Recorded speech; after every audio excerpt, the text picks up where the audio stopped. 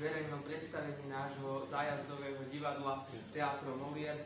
Moje meno je Rastislav Zvorák, ja som vlastne človek, ktorý má toto všetko na starosti, celý chod divadla, celé to vedenie. Takisto by som vám chcel predstaviť nášho režiséra Braňa Matuščina.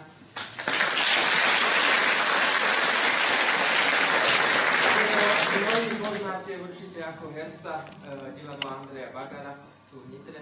No ako som teda spomínal, toto predstavenie je prvé verejné predstavenie. To však neznamená, že je to úplne naše prvé predstavenie, pretože Teatro Molière, zájazdové divadlo, teda vytvorilo nový projekt Literatúra na doskách. Je to projekt, ktorý je venovaný žiakom stredných škôl.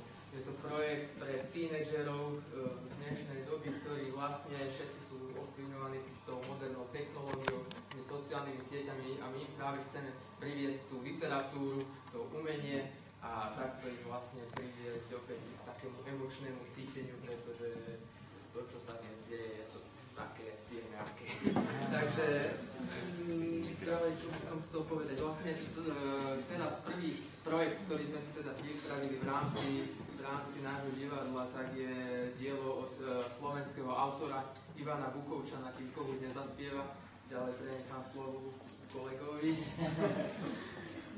Ja by som chcel povedať jednu vec, že to v podstate pre mňa bola taká príjemné obdobie niekoľkých mesiacov, že som sa mohol stretnúť s ľuďmi, ktorí majú chuť robiť divadlo vo svojom voľnom čase. Vo svojom voľnom čase majú chuť robiť divadlo a dostal som túto možnosť tejto, myslím si podľa mňa, jednej z najlepších vecí pôvodnej slovenskej tvorby. Túto hru sa to vie nejakým spôsobom ponoriť a naskúšať to s týmito úžasnými ľuďmi, za čo veľmi všetkým pekne ďakujem touto cestou a neostáva mi nič iné, len vám popriať príjemný umelecký zážitok.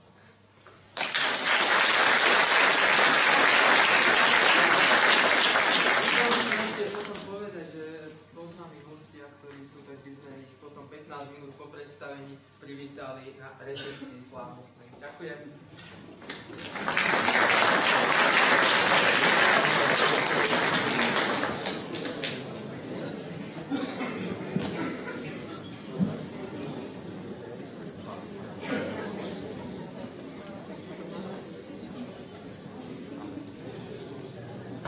Diváci, vítajte na divadelnom predstavení Kým kohút nezaspieva od slovenského autora Ivana Bukovčana.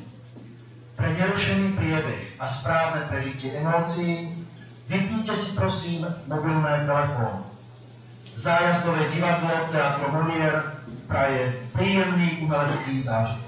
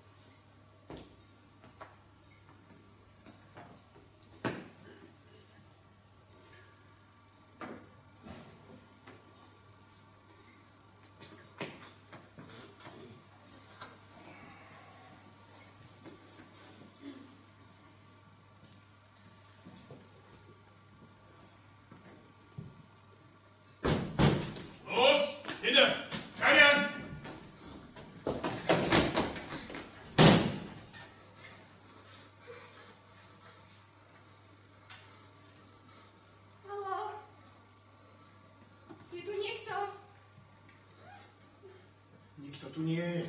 Čuš. Tak potom prečo horí tá svieca? Kto ju zapálil? Neviem.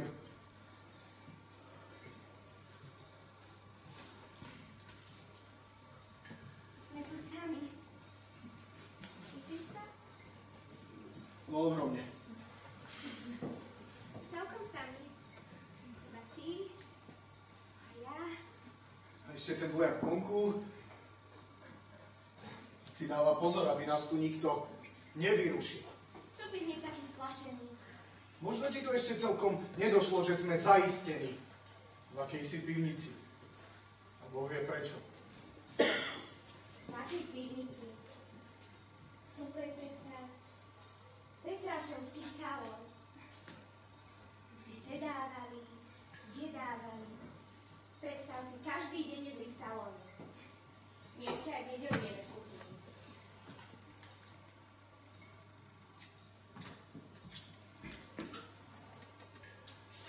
Kto vie, čo sa stalo s vodou?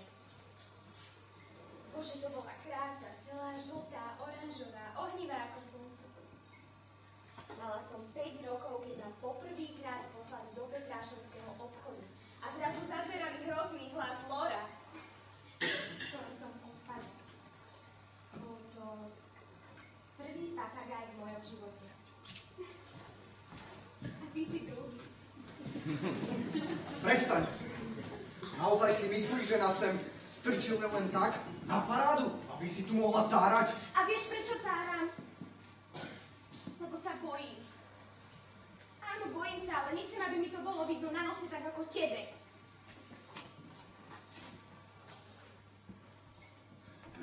Neboj sa, Fanka. Nemáš sa čo obať. My sme predsa tiež nič neurobili, tak čo nám môžu robiť? A tak je to iba tvoja vina. Ja som ešte chcela zostať v parku, ty si nechcel. Chcel som, aby si o 7 bola doma. No a teraz som tu. A mohli sme ešte sedieť vonku na lavičke.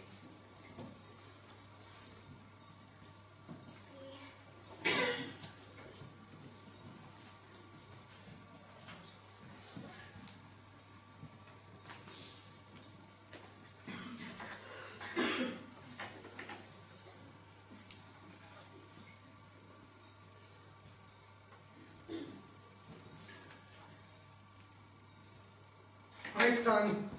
Tu a teraz? Čo sa ti dnes robí pred Počkaj. páľajami? Prečo sa ma bojíš? Prečo sa bojíš ženy a prečo ma vlastne nechceš Pomilovať. A či ťa nemilujem, prosím ťa? postrápať, rozhorúčiť, to je nič. Lezieš mi na nervy. Veď si ešte pod zákonom. To je moja vec. Ale aj moja. Veď nemáme sa kde ponáhľať, či nie? Františka strapatá. Zelená. Nedozretá. Nedozretá? No dovoľ? Čo si slepý? No a na Vianoce bude mať 16. A čo keď z toho vlastne nikdy nič nebude? A prečo nás zavedú do tejto pivnice a kedy nás odtiaľto pustia? Viem prečo a neviem kedy. Ondrej,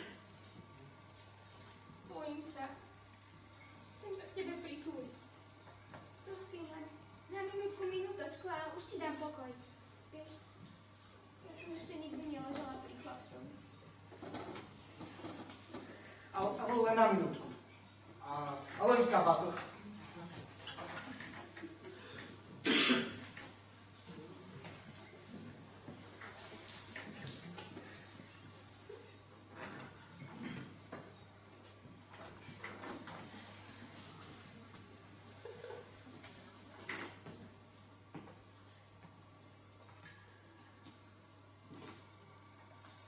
Tereščák. Pán Tereščák, pán študent.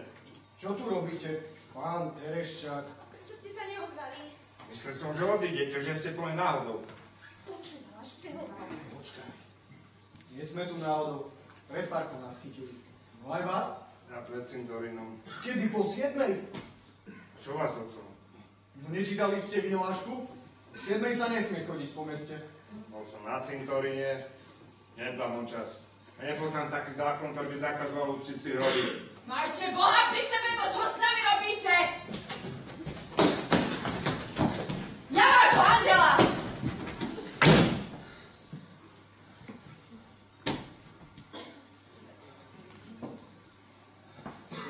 povážte. Idem od samodruhej ženy a tí šváby ma schmatnú priam na ulici. Ale ja to tak nenechám, poviem pánu farárovi. Aj za samotným komandantom pôjde. A viete, čo vám on povie? Čo? Že sa po 7 hodine nesmú deti rodiť. Sa potom vyliahol z divých vajec, nie z materín holona. A vôbec, v polovičke mesta som zaviazala pupočnú šnúru. Aj vám dvom. Si pozrieme okrem. Taký ako túto. Starý tereščák. Pán Tereščák, pani Babiaková. Prepáčte, vy ste teda pôrodná baba? Odborná pôrodná asistentka, prosím. No ak som dobre rozumel, tak vás chytili pri výkone povolania. A čo vás to tak zaujíma, pán? No, to je teda svinstvo. My sme totiž tak trochu kolegovia. Doktor Šustek, zverolekár. Babiaková, teší ma. Poznám z počutia, ale v našom meste som vás... Bol som u švagra na zabíjačke. Trochu sme si popili, pohovorili, potom utekal na vlak. Na ten 7-10? Na ten 7-10. Zadržali ma tesne pred stanicou. Strhali mi kufor, zobrali mi výslužku, klobásky, nechterničky. Také niečo nie zo človek len tak ľahko nezoženie. A teraz mi to žerú Nemci. Treba protestovať, pani Babiaková, protestovať. To čerta človeče. Prestaňte už tárať, vy chcete protestovať. Môžete mi povedať ako? No dovolte. Čo vy tu na mňa, človeče? Ja vás nepoznám. Ani vy nebudete z tohto mesta. Ak sa smiem spýtať, kto ste vy? Ja? Áno. Nikto. Ožupšes! Otvorte! Otvorte! Otvorte! To je omyl! Veď to poznám pán Severini! Otvorte! Otvorte! Pane Bože, pohľadne! Samko, celý si? Poď vstať.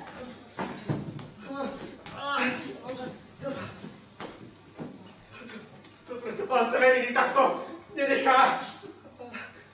V tomto meste každý vedel, kto je to pán Severini! Boli. Ešte tú nohu.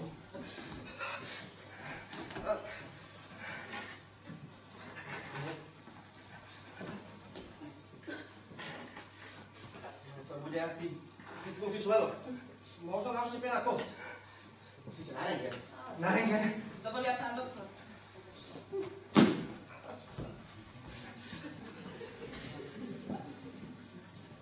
No, ešte dobre, že nezletel na ruky, totiž Samuel Ulrich je najlepší frizer v meste.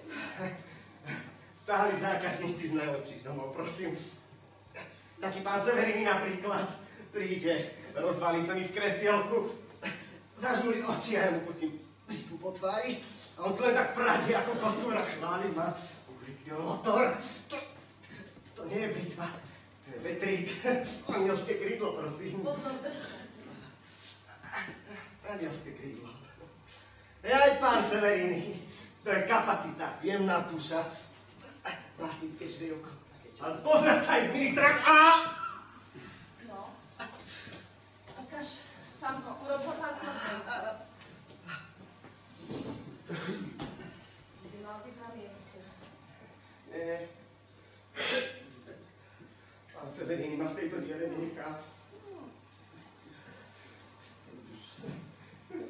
Už môžem chodiť. No to si myslím. Za to mi urobíš jednu trvalú onduláciu a sme si kvít.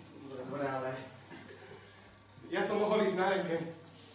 To sme museli najprv to pustiť. Počujete? Otvorte! Otvorte! Povedz mi niečo. Dobrý večer, milosť pani. Dobrý večer, pani učiteľ. Dobrý večer, pán. Dobrý večer. Čo je tu, pán? Dobrý večer. Rodinná návšteva. Kypej. No už čo? Kúšik si tu posedíme. A druhýkrát lepší pozor na hodinky. Pán učiteľ, prosím, povedzte, čo sa to robí? Prečo nás tu zavreli? Dnes večer spravili pravdepodobne takú prísnejšiu kontrolu, ako ľudia dodržiavajú zákaz vychádzať po 7 hodine. To bude všetko, netreba sa znepokojovať. Ale prečo? Čakala som na hovor s manželom. Nakoniec mi povedali, že spojenie je prerušené a keď som vyšla z pošty, tak... Milostivá pani, na toto nedorozumenie sa vám Nemci musia ospravedlniť. Áno, celkom iste, prinesú vám rúže. S plačom vás odprosia. Nepamätám, že by som sa vás bola na niečo opýtala. Tohto človeka vôbec? Kto je to? Pán učiteľ, pán Niktor. Taký bludár, akýsi, no. Tak, pán lekárnik sa ešte neozval. Už 2 mesiace. Už 2 mesiace neviem nič o manželovi. A vlastne... A prečo nezhasíte tú sviečku? Niekde tu je vypínač, v Petrášovci mali aj tu svetlo.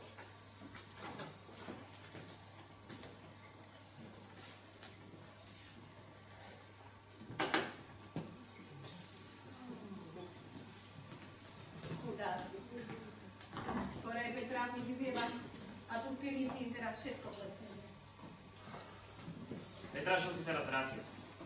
Budú si pýtať svoje. Nie je to ešte jeden východ? Čo keby sme... Nič tu nie je, pán doktor! Máme vážne dôvody vrátiť sa domov. Ja tu nemením trčať. Dokedy? A prečo do čerta? Nejaké nerozvážnosti, prosím vás. Nesmieme sa dopustiť ničoho, čo vyvolá dojem, že nemáme čisté svedomie. A vyručíte za všetkých. Za všetkých, ktorých poznám. A vás nepoznám. Maximálne môžeme dosať nejakú pokutu. Každý, koho chytili, bol 7. No ja žiadnu pokutu platiť nebudem. No, samozrejme, vám asi zaplatia Nemci. Ja chytili pred 7, pán učiteľ. Pred 7? Pred 7? Čo ty chcem povedať? Nechápete. Vy tu nie sme všetci pre tú istú príčinu. Ani možno vôbec ne pre tú 7 hodinu. Bol som na cintoríne, pred 7 či po 7. Nie je to jedno. Samozrejme, Treščákov je to jedno, lebo takí ako on sa ničoho nemusia báť. Bože môj, koľko zloby. Tak prečo aj mňa strčili do tejto dery spolu s vama? Čo to strepeš, baba jedna? Čo to máš v hlave? Samú slamu? Ty starý podliak. Ty holotor plesnivý, ty jeden, ty Antikriš, počkajte ťa, čo? Ľudia, preboha! Spáľajte sa! Všetko sa vysvetlí. Ale na...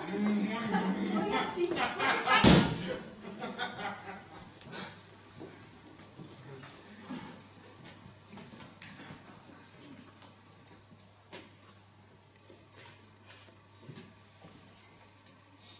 Bože, koľko ľudí. Sa vie, Marika nikde nesmie chýbať. V každom prípade dobrý večer. Panie a páni. Dobrý večer. To mi tu naozaj nikto neodpovie? Dobrý večer, Marika. Ďakujem, Františka. Pánu Hrík. A my sa už nepoznáme.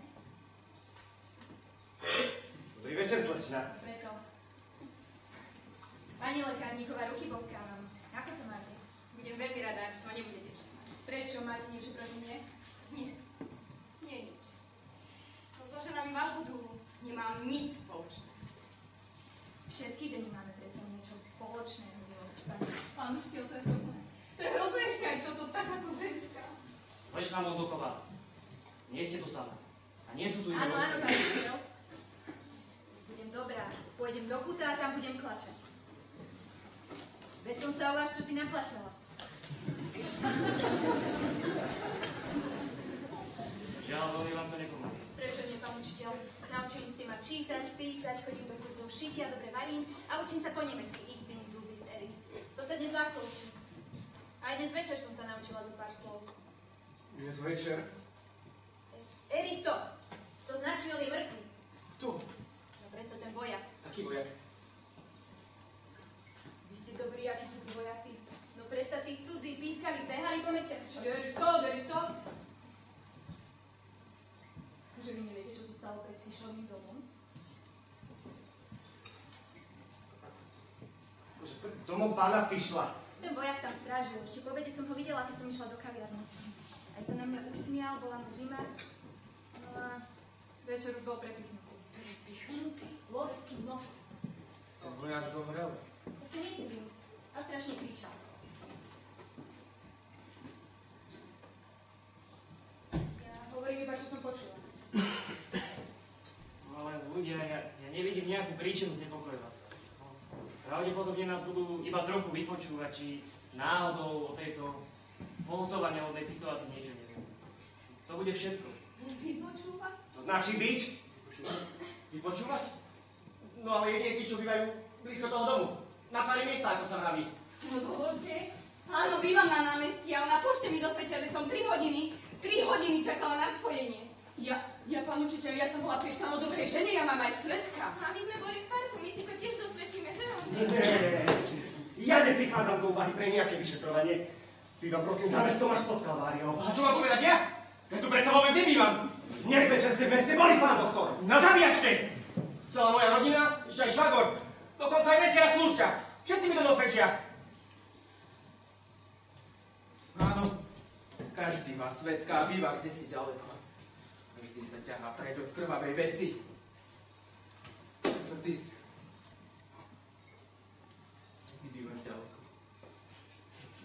Až tam, kde sa psi vyzúvajú, čo vás do toho? Poďme teraz navštíviť.